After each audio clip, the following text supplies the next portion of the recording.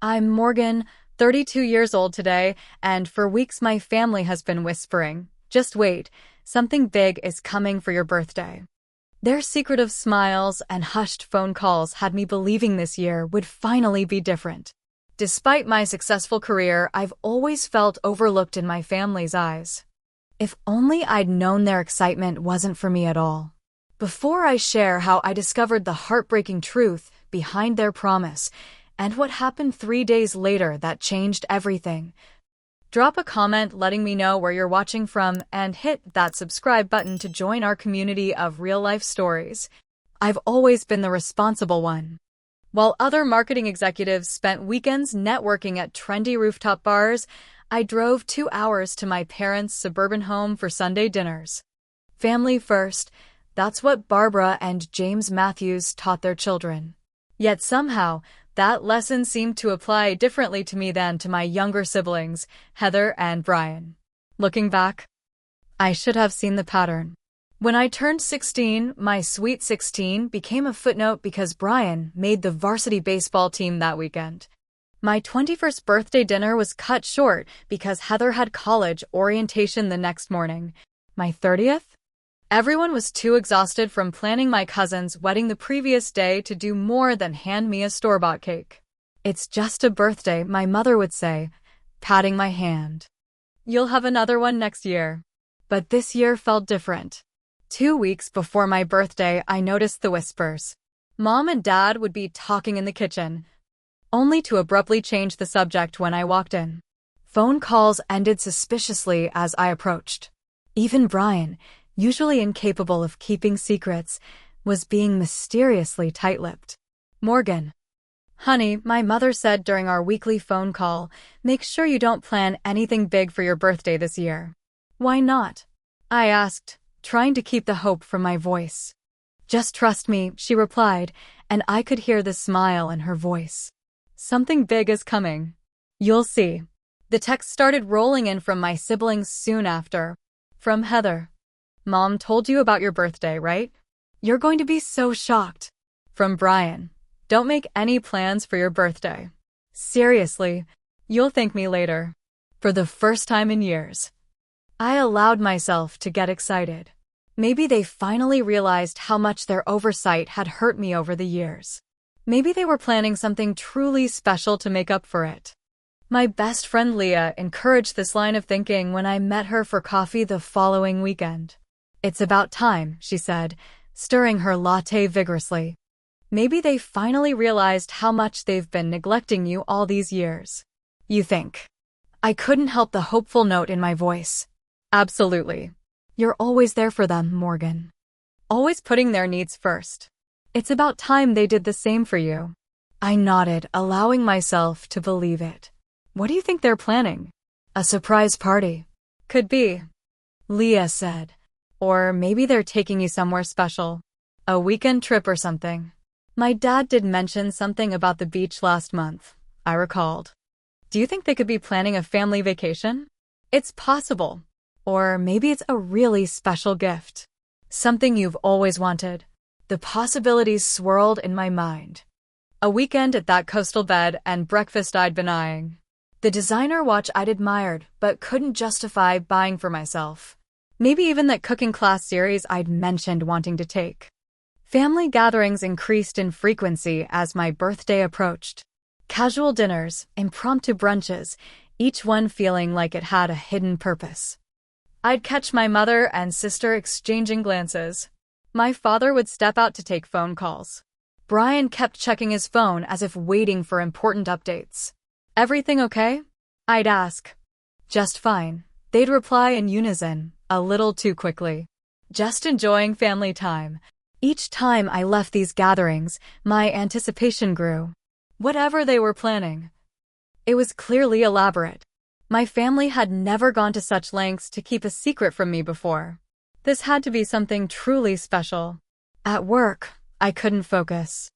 I found myself daydreaming about what the big surprise might be, analyzing every hint and comment for clues. My colleagues noticed my distraction. Earth to Morgan, my coworker Diana said, waving a hand in front of my face during a meeting. Sorry, I said, straightening up. Just thinking about my birthday next week. Any big plans? She asked. My family is planning something, I said, unable to keep the smile from my face. They won't tell me what it is, but they keep saying it's going to be big. That's exciting. They must have something really special planned. I think they do, I agreed, heart swelling with the unfamiliar feeling of being prioritized by my family. In the days leading up to my birthday, the hints became more frequent and more tantalizing. You might want to clear your schedule for the day after your birthday, too, my mother mentioned casually. Should I pack anything special? I asked, fishing for clues. She just smiled mysteriously. Just be ready for anything. For once in my life, I felt like the center of attention in my family's universe. And it felt wonderful. The day before my birthday, I took a personal day from work. If something truly special was happening, I wanted to be rested and looking my best. I spent the morning cleaning my apartment, making sure everything was perfect in case the surprise involved bringing people over. At noon, I headed out for a shopping trip. I needed the perfect outfit for whatever was coming. After trying on nearly a dozen dresses, I finally settled on a midnight blue cocktail dress that complemented my eyes and dark hair. It was more expensive than I would normally allow myself, but this was a special occasion. Special plans? The saleswoman asked as she rang up my purchase. My family is planning something big for my birthday tomorrow, I explained, unable to keep the excitement from my voice. How lovely, she replied with a genuine smile. It's wonderful to have family that celebrates you. Next came the hair appointment I'd scheduled weeks ago, now seeming perfectly timed. As the stylist worked her magic, trimming my long brown hair and adding subtle highlights, I found myself thinking about past birthdays and the disappointments that had accumulated over the years. There was my 25th. When everyone had been too busy with Heather's college graduation preparations to do more than send a card. My 28th. When dinner plans were canceled because Brian had unexpected guests from out of town. Last year, when my parents forgot entirely until 3 days later, blaming the confusion on a mix-up with their calendar. But this year would be different. I could feel it. As I left the salon with freshly styled hair, my phone rang. It was my mother. Morgan. Honey, don't make any plans for tomorrow evening, she said without preamble. I won't, I promised, heart racing. What time should I be ready? Just be home by 6, she said mysteriously. And wear something nice. Before I could ask any more questions, she hung up. Minutes later, a text from Heather arrived. What time will you be home tomorrow? Exactly? I replied that I'd be home by 6 as Mom requested. Perfect, she texted back with 3 exclamation points. Even Brian, who normally communicated in single-word texts, sent a surprisingly enthusiastic message. The big day is almost here. Can't wait. By the time I finished my manicure and pedicure, my excitement had reached fever pitch. Whatever they were planning, it was clearly elaborate enough to involve coordination and timing. That evening, I laid out my new dress, along with the gold necklace my grandmother had given me before she passed away and the matching heels I'd splurged on. I wanted everything to be perfect for tomorrow. Sleep proved elusive that night. Every time I closed my eyes, my mind raced with possibilities. A surprise party seemed most likely, but there were other options too. Maybe they'd arranged a special dinner at that exclusive restaurant downtown that required reservations months in advance. Or perhaps they'd organized a weekend getaway. My parents knew I'd been wanting to visit New York, but hadn't had the time or budget to plan the trip myself. When my alarm went off the next morning, I'd barely slept 4 hours. But adrenaline had me wide awake instantly. It was my birthday, the day of the big surprise. I checked my phone to find birthday texts had already started coming in. From Mom, happy birthday. Sweetheart, the big surprise comes later. From Dad, happy birthday, pumpkin. Looking forward to tonight. From Heather, happy birthday, sis. Can't wait for you to see what's coming. From Brian, HBD. The wait is almost over. Each message reinforced my excitement. Tonight was going to be special. At work, I could barely concentrate. My colleagues wished me happy birthday, and I couldn't help sharing that my family had something big planned. They've been hinting at it for weeks, I told Rebecca, my boss, when she stopped by my desk with a birthday cupcake. They're being super mysterious about it. That sounds exciting, she said. Any guesses what it might be? I'm thinking maybe a surprise party? Or a trip. I really don't know. But they keep saying it's something big. Around 11, a delivery arrived, a beautiful bouquet of lilies from my parents with a card that read, "Happy birthday. The best is yet to come tonight." At noon, another delivery, gourmet chocolates from Heather with a note saying, "Just a little something to tide you over until the real surprise." And at 2, a third delivery. A small gift bag from Brian containing a gift card to my favorite coffee shop and a sticky note with "Consider this an appetizer" scrawled in his messy handwriting. With each delivery, my colleagues gathered around, cooing over the gifts and speculating about what the big surprise might be. "Maybe they're taking you to Paris," one suggested. "Or they've bought you a car," said another. By 4 o'clock, I was too excited to focus on work. Rebecca noticed me checking the clock every few minutes and came over to my desk. "Why don't you head out early?" she suggested. "It's your birthday, and you clearly have something special waiting for you." I didn't need to be told twice. I gathered my things, thanked her profusely, and practically floated to the elevator. The drive home was a blur. My heart pounded in my chest as I imagined what might be waiting for me. Would my apartment be filled with friends and family? Would there be a blindfold and a surprise trip to the airport? The possibilities seemed endless and wonderful. As I pulled into my parking space, I noticed my parents' car and Heather's SUV already there. This was it. The big surprise was waiting for me upstairs. I checked my appearance in the rearview mirror, applied a fresh coat of lipstick, and took a deep breath. After years of feeling overlooked, my moment had finally arrived. I walked up to my apartment door, hands trembling slightly with anticipation. Would they jump out and yell "surprise" the moment I opened it? I strained to hear voices or movement inside, but the apartment seemed unusually quiet. "Hello?" I called out as I pushed the door open. "I'm home." No response. No chorus of "surprise." No confetti or balloons. Just silence. Confused, I stepped inside and closed the door behind me.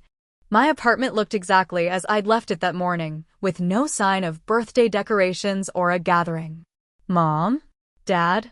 I called out, moving further into the apartment. "Heather? Brian? Are you guys hiding?" Still no response, but as I moved toward the living room, I noticed small signs that someone had been there. An unfamiliar jacket hung on my coat rack. 2 extra pairs of shoes by the door, my father's loafers and what looked like my brother's sneakers. A half-empty water glass sat on the coffee table. My excitement began to morph into confusion. Where was everyone? Had I somehow misunderstood the timing? In the kitchen, I found a hastily scribbled note on my countertop.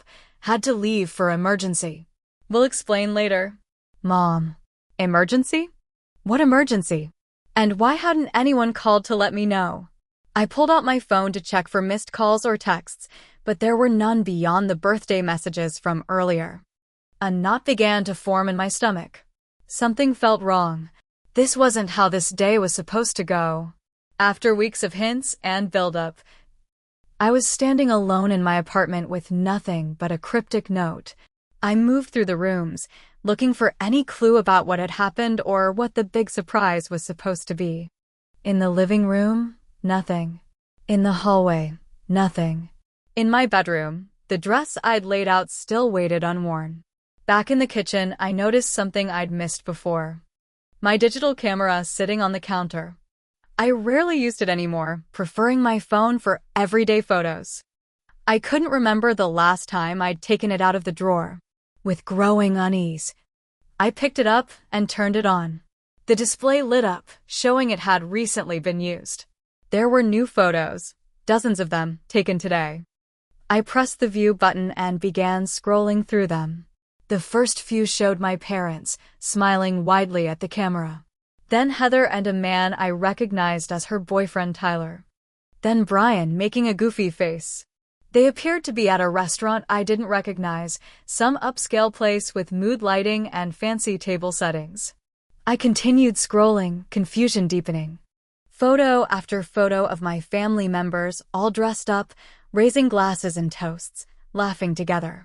This didn't look like birthday preparations. It looked like a celebration of some kind. Then I saw it. A photo that made my blood run cold. Heather, beaming, holding up her left hand to display a glittering diamond ring. Tyler beside her, arm around her waist, looking proud. My sister was engaged, and judging by these photos, the engagement celebration had happened today. On my birthday, my hands trembled as I continued scrolling. There were more photos now. My parents hugging Heather, Brian shaking hands with Tyler, what appeared to be Tyler's parents joining the group. Everyone looked overjoyed. And then, the final devastating photo, a group shot of my entire family, plus Tyler and his parents, standing beneath a banner that read, "Congratulations, Heather and Tyler," with today's date, my birthday, written in the corner. The camera slipped from my hands, clattering onto the counter. The something big they'd been hinting at for weeks hadn't been a surprise for my birthday at all. It had been Heather's engagement. They'd used my birthday as a cover story, probably to keep Tyler's proposal plans secret from Heather. And in all their excitement about her engagement, they'd completely forgotten about my birthday. I stood frozen in my kitchen, the realization washing over me in waves. The new dress hanging unworn in my bedroom. The careful makeup application that no one would see. The anticipation I'd been nurturing for weeks, all for nothing. Something inside me broke in that moment. Not just disappointment, but a deep, searing pain of being utterly forgotten by the people who were supposed to care most. I sank to the kitchen floor, still in my work clothes, and began to sob. Huge, gasping sobs that seemed to come from the very core of my being. All those little moments of feeling overlooked throughout my life suddenly crystallized into this one unbearable moment of clarity. I didn't matter to them. Not really. Not enough. The carefully applied mascara ran down my cheeks as I hugged my knees to my chest, rocking slightly on the cold tile floor. Outside, the sun began to set on my 32nd birthday, with only my own echoing cries to mark the occasion. I don't know how long I sat on that kitchen floor, cycling through shock, disbelief, anger, and hurt. Minutes or hours, time seemed to blur as my mind struggled to process what had happened. When I finally managed to stand on shaky legs, my first instinct was to call them. All of them. I needed explanations, apologies, something to make sense of how they could do this to me. I called my mother first. Straight to voicemail. "Mom, it's Morgan. I'm home. I found the camera. Please call me back." My voice sounded hollow even to my own ears. Next, my father. Voicemail again. "Heather. Brian." Voicemail. Voicemail. I switched to text messages, my fingers flying across the screen with increasing urgency and hurt.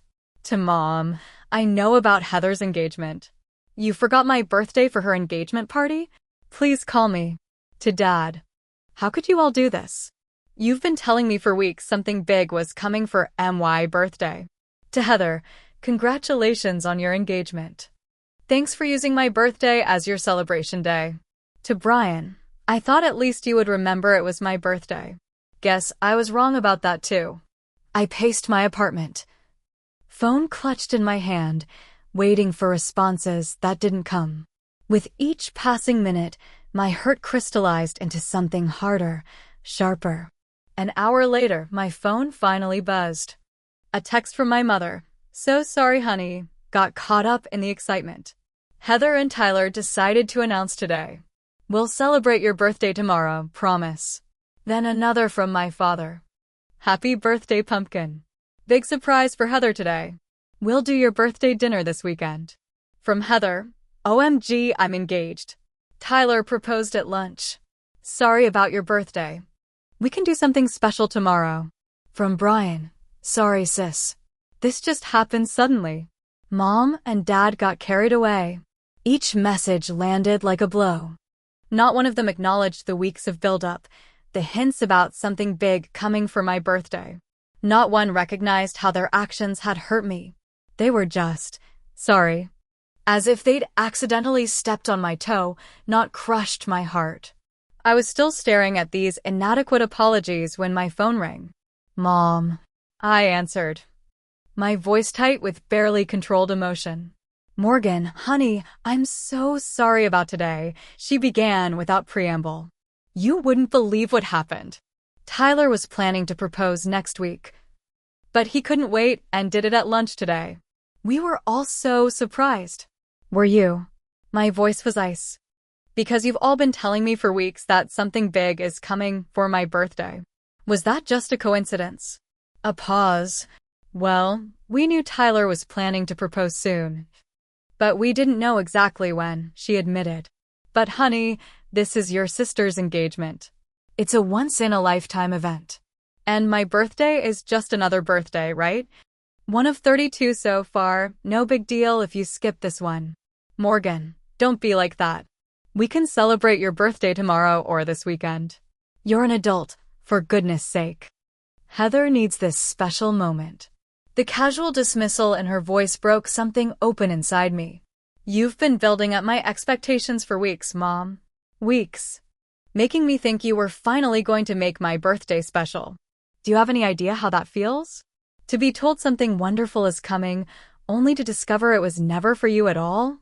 You're overreacting, she said, her voice taking on that familiar tone of maternal disapproval.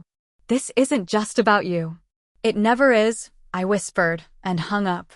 I sat in my silent apartment, surrounded by the ruins of my expectations, feeling more alone than I ever had before. The pain was physical, a heavy weight in my chest that made it hard to breathe. My phone rang again. Leah. I'd forgotten our plans to talk tonight, so I could tell her about the big surprise. So, she asked excitedly when I answered. What was it? What was the big surprise? Heather got engaged, I said flatly. That's the surprise for your birthday? Your sister's engagement. No, I replied, voice breaking. The surprise wasn't for me at all. They forgot my birthday completely.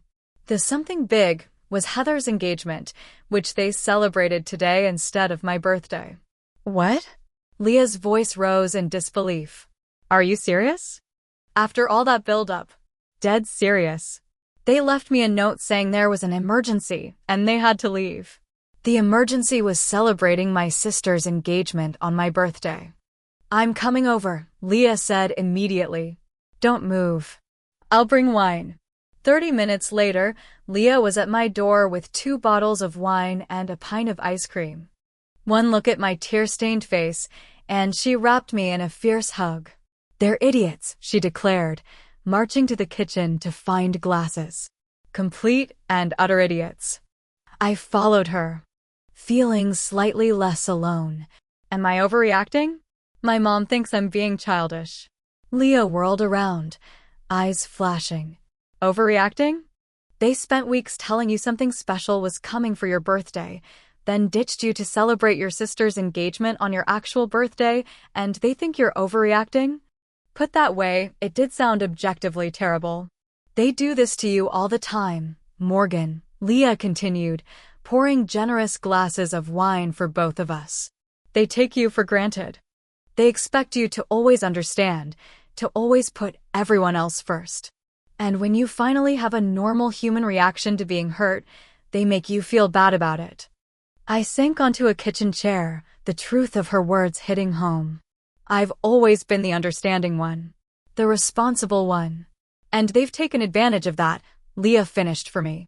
For years. We moved to the living room, where I curled up on the couch with my wine while Leah put away the unused birthday dress, still laid out on my bed. What are you going to do? She asked when she returned. I don't know, I admitted. Part of me wants to scream at them all. Part of me wants to never speak to them again. Both valid options, Leah nodded. My phone buzzed again with more messages. Apologies, explanations, offers to make it up to me, but I couldn't bring myself to respond to any of them. For the first time in my life, I didn't feel the need to smooth things over, to be the understanding daughter and sister. Leah stayed late into the night, helping me sort through the complex tangle of emotions. By the time she left, I'd made a decision. I needed time. Time away from my family's expectations and dismissals. Time to figure out how I really felt and what I wanted to do about it. I turned off my phone, crawled into bed, and fell into an exhausted sleep, birthday candles unlit, wishes unmade. Day 1 after my birthday dawned bright and clear. A stark contrast to the storm raging inside me. I woke to the blinking light of my phone, which I'd turned back on out of habit. 27 missed calls. 43 text messages. 3 voicemails. With a deep breath, I began scrolling through the texts. From Mom, 7:30 a.m. Morgan, please call me. We need to talk about yesterday. From Mom, 8:15 a.m. I've made reservations for dinner tonight at Anton's. Your favorite place. Please come. From Dad, 7:45 a.m. Pumpkin, your mother is very upset. Call us when you can. From Heather, 9:20 a.m. Sorry about yesterday, but you'll be my maid of honor, so it involves you too. Let's talk wedding plans soon. That last one made me physically recoil. My sister couldn't even apologize properly before making my role in her wedding about her again. From Brian, 10:05 a.m. Don't be dramatic, sis. We can celebrate this weekend. Mom's freaking out. The pattern was clear in every message. Minimal acknowledgement of my feelings, followed quickly by expectations that I should move on, be reasonable, think of others. The same dynamic that had played out my entire life. I set the phone down without responding to any of them. I needed to get ready for work, where at least people would be expecting me to act normally. But work proved challenging in ways I hadn't anticipated. I couldn't focus on the marketing presentation I was supposed to be finalizing. The words blurred on my screen as my mind kept replaying yesterday's discovery. Mid-morning, I retreated to the bathroom after nearly breaking down during a team meeting. Locked in a stall, I pressed my forehead against the cool metal partition and tried to steady my breathing. Morgan? Are you okay? Rebecca's voice came from outside the stall. My boss had followed me. I wiped my eyes quickly and opened the door. I'm fine, just feeling a little under the weather. Rebecca studied my face with concern. You don't look fine. What's going on? Did something happen with that big birthday surprise you were expecting? The simple question, asked with genuine concern, broke through my composure. Before I knew it, I was telling her everything, the weeks of hints, the excitement, the devastating discovery. My God, she said when I finished, her expression horrified. I don't even have words. I don't know what to do, I admitted.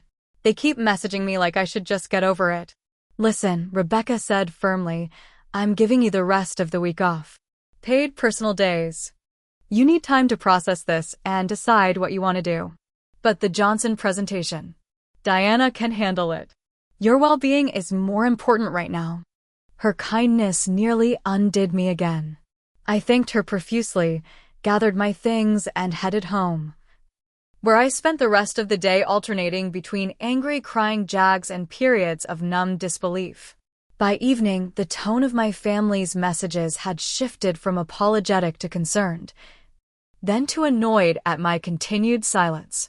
From Mom, 5:45 p.m. Morgan, we've been waiting at the restaurant for 20 minutes. Are you coming? From Mom, 6:30 p.m. This silent treatment is very immature. We're trying to make this right. From Dad, 7:15 p.m. Your mother is upset now. Call us, please. I turned my phone off again, unable to deal with their demands for my emotional labor. For once, I wasn't going to make everything okay for everyone else. Day 2 brought more of the same. but with increasing frustration evident in their messages. From Mom, 8:30 a.m. Morgan Elizabeth Matthews, this has gone on long enough. Call me immediately.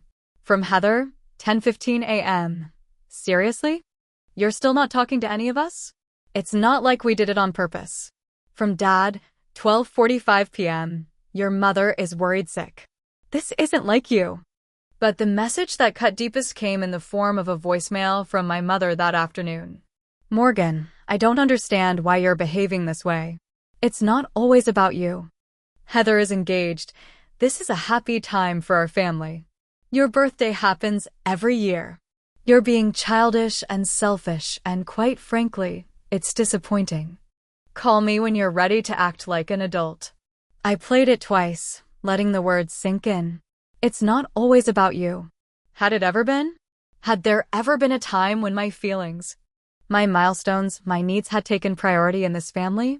With Leah's help that evening, I began to see the pattern more clearly. How I'd been trained from childhood to put others first. How my accomplishments were acknowledged but never celebrated the way my siblings were. How I'd internalized the belief that my needs were somehow less important, less valid. You know what the worst part is? I told Leah as we sat on my couch. I've spent my whole life trying to be the perfect daughter. Always available, always understanding. Always putting everyone else first. And what has it gotten me? A family that doesn't even remember my birthday. Because they take you for granted, Leah said gently. They expect you to understand and forgive because you always have before. Not this time, I said, surprising myself with the firmness in my voice. Not anymore. By day 3. My family's messages had turned to anger. From Dad, 9 a.m. Your silence is hurting your mother, Morgan. You need to grow up and stop this nonsense. From Heather, 11:30 a.m. Way to steal my moment with your drama, sis. Real mature. But it was Brian's text that finally broke through, becoming the final straw. This is why we don't make big deals about your events. Morgan, you always make everything about you and your feelings. I stared at the words, feeling something shift inside me. A lifetime of trying to be understanding, of putting others first, of swallowing my hurt, and this was how they saw me? As someone who made everything about myself? The irony might have been funny if it weren't so painful. In that moment, I had a sudden clarity. I deserved better than this. I deserved to be valued, to be celebrated, to have my feelings acknowledged. If my family couldn't do that, wouldn't do that, then perhaps it was time to redefine what family meant to me. I picked up my phone and sent a single text to all of them. I'll be at the house tomorrow at 6 p.m. We need to talk. All of us. Then I turned off my phone again and began to prepare for what would undoubtedly be the most difficult conversation of my life. I spent the entire next day planning what I wanted to say. With Leah's support, I wrote down key points, examples from throughout my life, and practiced keeping my emotions in check. I didn't want to yell or cry. I wanted to be heard. Remember, Leah said as she hugged me goodbye that afternoon, you're not asking for special treatment. You're asking for equal treatment. For basic respect and consideration. That's not unreasonable. I nodded, drawing strength from her words. I know. And if they can't see that, then I need to reevaluate my relationship with them. Exactly, she agreed. I'm just a phone call away if you need me. The drive to my parents' house felt both interminable and too short. Before I knew it, I was pulling into the familiar driveway, my hands trembling slightly on the steering wheel. They were all there already, gathered in the living room like a welcoming committee or a firing squad. Mom and Dad on the sofa, Heather in the armchair, Brian leaning against the wall. Their expressions ranged from concern to annoyance to outright anger. My mother stood as I entered. Finally, she said, her tone clipped. I hope you're here to apologize for your behavior these past few days. And just like that, any nervousness I felt crystallized into resolve. This was exactly why we needed to have this conversation. No, Mom, I said calmly, remaining standing even as she gestured toward a chair. I'm not here to apologize. I'm here to talk about a pattern that's gone on far too long. Pattern, my father echoed, frowning. What pattern? The pattern of me being overlooked, forgotten, and taken for granted by this family, I said, keeping my voice steady. What happened on my birthday wasn't an isolated incident. It was just the most blatant example of something that's been happening my entire life. That's ridiculous, Heather scoffed. We don't overlook you, don't we? I asked, turning to her. When was the last time any of you rearranged your schedules for something important to me? When was the last time my accomplishments were celebrated the way yours are, Heather? Or yours, Brian? They exchanged uncomfortable glances. We're proud of you, Morgan, my father began. You know that. Being proud isn't the same as showing up, I countered. Being proud isn't the same as making me feel valued. Is this really about your birthday? My mother asked, exasperation clear in her voice. Because we've apologized for that. Tyler's proposal was spontaneous. We didn't plan it that way. This isn't just about my birthday, I said. Though let's be clear, you all spent weeks telling me something big is coming for my birthday. Weeks building up my expectations, making me think for once you were going to make my day special. And then you not only forgot about it completely, but you celebrated Heather's engagement instead. We didn't forget, my mother began. Yes, you did, I interrupted, surprising everyone including myself. I never interrupted my mother. You forgot until after the fact, and then you treated my hurt feelings as an inconvenience, as something childish and selfish. Well, you have been acting childish, Heather said, crossing her arms. 3 days of silence? Really? You're just jealous of my engagement. This isn't about your engagement, Heather, I said, turning to face her directly. Congratulations, truly. I'm happy for you. This is about how this family consistently prioritizes everyone else's needs and feelings over mine. That's not true, my father protested. Isn't it? I challenged. Let me give you some examples. My 16th birthday, cut short because of Brian's baseball game. My college graduation dinner, rescheduled twice to accommodate Heather's schedule. Last Thanksgiving, I cooked the entire meal. And you all showed up 3 hours late because Heather's flight was delayed, then complained the food was cold. Their expressions began to shift as I continued listing examples, one after another. Year after year of small disappointments and oversights that had accumulated into a mountain of hurt. Morgan, every family has to make compromises, my mother said defensively. You can't expect everything to revolve around you. That's just it, Mom. I've never asked for everything to revolve around me. I've only asked for equal consideration. For my time and feelings to matter as much as everyone else's. You're being dramatic, Heather said, but there was less conviction in her voice now. I took a deep breath and reached into my bag, pulling out a small, worn journal. I started keeping this when I was 15, I explained, opening it. Every time I felt overlooked or forgotten. I wrote it down, not out of self-pity, but because I started to think I was imagining things, that I was being too sensitive. I began reading entries aloud, dates, events, brief descriptions of how I'd felt. The time my parents missed my academic awards ceremony for Brian's soccer practice.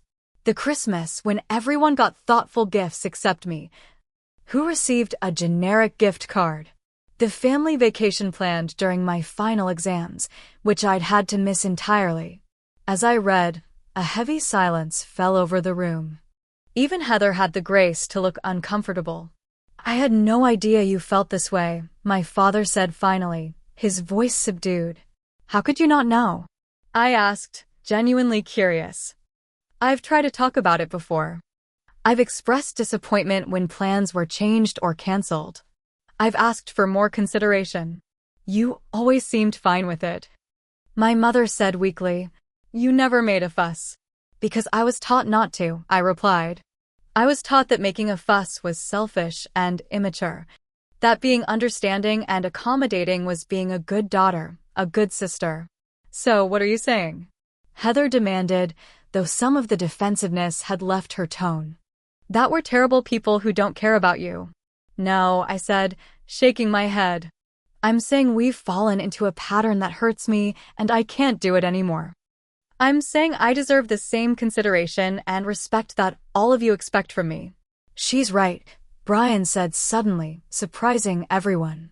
He'd been quiet throughout the conversation, but now he stepped forward. We do this to her all the time. All eyes turned to him. Remember when she got that big promotion last year? He continued. We were supposed to have dinner to celebrate, but then Dad's golf buddy showed up unexpectedly and we canceled on her. If that had been my promotion or Heather's, we would have asked the friend to come back another time. My eyes filled with tears at this unexpected support. Thank you, Brian. My parents exchanged glances, a silent communication passing between them. Morgan, my mother began, her tone gentler now, after all we've done for you. Don't, I interrupted, my voice finally breaking. Don't make this about everything you've done for me. Parents are supposed to support their children. I'm grateful for everything you've given me, but that doesn't mean my feelings don't matter. The conversation continued, sometimes heated, sometimes tearful. Old wounds were reopened, painful truths acknowledged. My mother vacillated between defensiveness and glimpses of understanding. My father grew increasingly quiet, a thoughtful frown creasing his brow. Heather oscillated between indignation and reluctant recognition of the pattern I'd described. After nearly 2 hours, emotionally drained but oddly liberated, I stood to leave. I love you all, I said, meaning it despite everything, but I need you to understand something.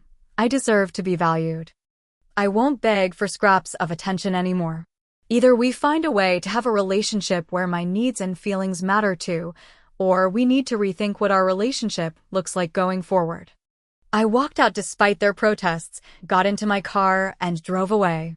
The weight I'd been carrying for years felt lighter somehow, even though nothing had been resolved. For the first time in my life, I had stood up for myself to my family. I had named the pattern that had hurt me for so long. Whether anything would change remained to be seen, but I had changed. And that, I realized as I drove home through the gathering darkness, was perhaps the most important change of all. For an entire week after the confrontation, my phone remained silent. No calls, no texts, no emails from any family member. The silence was both painful and strangely peaceful, like the stillness after a thunderstorm. I focused on taking care of myself during this time. I went to work, met with friends, attended a yoga class I'd been meaning to try for months. Each day, I waited for the familiar pang of guilt to hit me, the urge to call them, to apologize, to smooth things over as I always had before. But surprisingly, it never came. Instead, I felt a growing sense of calm, of rightness. I had spoken my truth, and whatever happened next, I could face it knowing I had honored myself. On Leah's recommendation, I scheduled an appointment with a therapist, Dr. Amanda Chun. Family dynamics are powerful things, Dr. Chun observed during our first session. The roles we're assigned, or that we take on, in childhood often persist long into adulthood until something forces us to examine them. Like finding out your family forgot your birthday to celebrate your sister's engagement. I asked Riley. She smiled. Exactly like that. What you're describing, the responsible, understanding child who puts others' needs first, is a common pattern. And while being considerate of others is certainly a virtue, it becomes problematic when it's one-sided. Over the next few sessions, we explored the roots of these dynamics. How, as the oldest child, I'd been expected to set an example and be mature. How my natural tendency to avoid conflict had made me the path of least resistance in family decisions. How I'd internalized the belief that my needs were somehow less important than others. The hardest part, I admitted during one session, is that I still love them. Despite everything, they're my family. Of course you do, Dr. Chun said. Love and hurt aren't mutually exclusive. The question now is what kind of relationship you want with them moving forward. It was a question I was still contemplating when, 9 days after our confrontation, I received a text from Brian. Can we meet for lunch? Just you and me. We arranged to meet at a casual cafe near my office the next day. I arrived to find him already there, looking uncharacteristically nervous. Thanks for coming, he said as I sat down. I wasn't sure you would. Why wouldn't I? I asked. He gave me a pointed look. After everything that happened? After what we all did? I shrugged. You're still my brother, Brian. He nodded, fidgeting with his napkin. I wanted to say I'm sorry. Not just for the birthday thing, but for everything. For all the times I didn't stand up for you. For taking advantage of the fact that you always understand. Always forgive. The simple sincerity in his voice brought tears to my eyes. Thank you. That means a lot. I've been thinking about what you said, about the pattern. And you're right. We've all been taking you for granted for years. He paused. I think maybe I did it the most, because you and I were always close. I just assumed you'd always be there, no matter what. I will always be there for you, Brian, I said softly. But being there for someone doesn't mean erasing yourself. I know that now, he said. And I want you to know, I'm going to do better. Be a better brother. Over lunch, we talked openly about our childhood, sharing perspectives I'd never heard from him before. How he'd sometimes felt overshadowed by my academic achievements. How he'd noticed the different standards our parents had for us, but hadn't known how to address it. Have you talked to Mom and Dad? I asked eventually. He nodded. They're processing. Dad's been really quiet, thinking a lot. Mom's more defensive, but I think your words got through to her more than she wants to admit. And Heather. Brian grimaced. Heather's being Heather. She's caught up in wedding planning and still thinks you're being dramatic. But she'll come around. I wasn't so sure about that. But I appreciated his optimism. As we parted ways, Brian hugged me tightly. I love you, sis. And I'm really, really sorry about your birthday. I love you too, I replied. Feeling a small piece of my heart begin to heal. The next contact came from my mother 3 days later. A phone call that began with her characteristic defensiveness. Morgan. I hope you've had time to think about how you spoke to us, she began. I took a deep breath, reminding myself of what Dr. Chin had said about established patterns. Actually, Mom, I've been thinking about what I said, and I stand by it. I was honest about how I've been feeling for years. Well, she huffed, clearly thrown by my response. We've been a good family to you. We've supported you, loved you. Yes, you have, I agreed. And I appreciate that. But supporting and loving someone also means respecting their feelings and needs. The conversation continued in this vein for several minutes, my mother attempting to re-establish the old dynamic, me gently but firmly maintaining my new boundaries. It wasn't easy. And it wasn't entirely successful, but it was a beginning. The most surprising development came a week later when my father showed up at my apartment unannounced. He stood awkwardly at my door, hands in his pockets. Dad? What are you doing here? I was hoping we could talk, he said quietly. May I come in? I led him to the living room, where he sat perched on the edge of my sofa, looking out of place. I've been doing a lot of thinking, he began after a moment of silence. About what you said. About how we've treated you over the years. I nodded, giving him space to continue. I always thought we were doing right by you, he said. You were so capable. So mature from such a young age. I guess I never stopped to think that just because you could handle things on your own, it didn't mean you should have to. It was perhaps the most self-aware thing I'd ever heard my father say.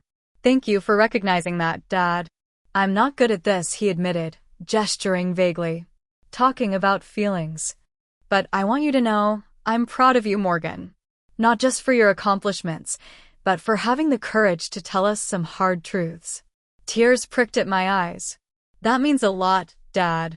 Your mother and I, we're trying to understand. It's not easy changing the way you've thought about things for 30-some years. but we're trying. It wasn't a perfect apology, but from my father, a man who could count on one hand the number of times he'd admitted being wrong, it was significant. Heather took longer to come around, 3 weeks after the confrontation. She sent me a formal card inviting me to be her maid of honor, with no acknowledgement of our unresolved issues.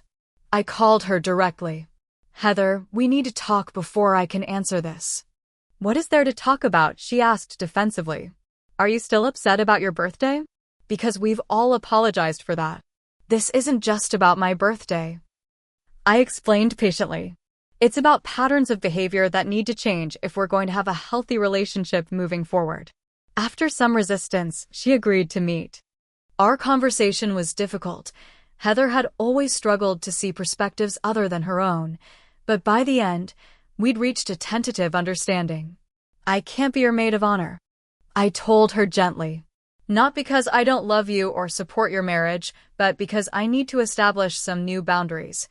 I'll be there as your sister, cheering you on, but in a role that feels healthy for me." She was hurt, but surprisingly, she respected my decision. "I don't fully understand, but I want you there, however you can be." It was a small step, but an important one. 3 months after the confrontation that had changed everything, we gathered for a family dinner. The dynamics were noticeably different. Conversation flowed more evenly. When I spoke, people actually listened instead of just waiting for their turn to talk. When plans were discussed, my schedule was considered alongside everyone else's. There were still moments of tension, still instances where old patterns threatened to reassert themselves. My mother occasionally slipped into passive-aggressive comments when things didn't go her way. Heather sometimes expected accommodations she wasn't willing to give in return. But overall, there was progress. And when my next birthday rolled around, there was no grand surprise, no elaborate celebration, just a simple, thoughtful dinner where my family actually listened to my stories, asked about my life, and presented gifts that showed they'd been paying attention to my interests and preferences. It wasn't perfect, but it was genuine. And that meant more to me than any extravagant gesture could have. Looking back now, I can see that the pain of that forgotten birthday and the difficult confrontation that followed were necessary catalysts for change. By standing up for myself, by refusing to accept being overlooked and taken for granted, I had not only transformed my relationship with my family but also with myself. I no longer measure my worth by how much I sacrifice for others. I no longer swallow hurt feelings to keep the peace. I've learned that real love includes respect, consideration, and reciprocity, and that expecting these things doesn't make me selfish or difficult. The journey hasn't been easy, and it isn't over. Old patterns have deep roots, and changing them requires continuous effort from everyone involved. Some days are better than others, but I no longer feel invisible in my own family.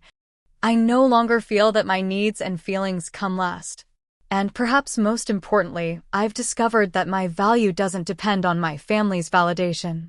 I am worthy of celebration, of consideration, of respect, whether others recognize it or not.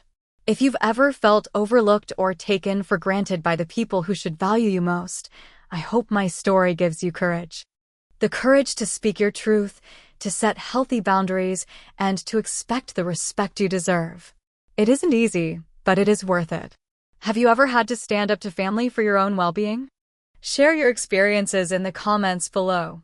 And if this story resonated with you, please like, subscribe, and share it with someone who might need to hear it.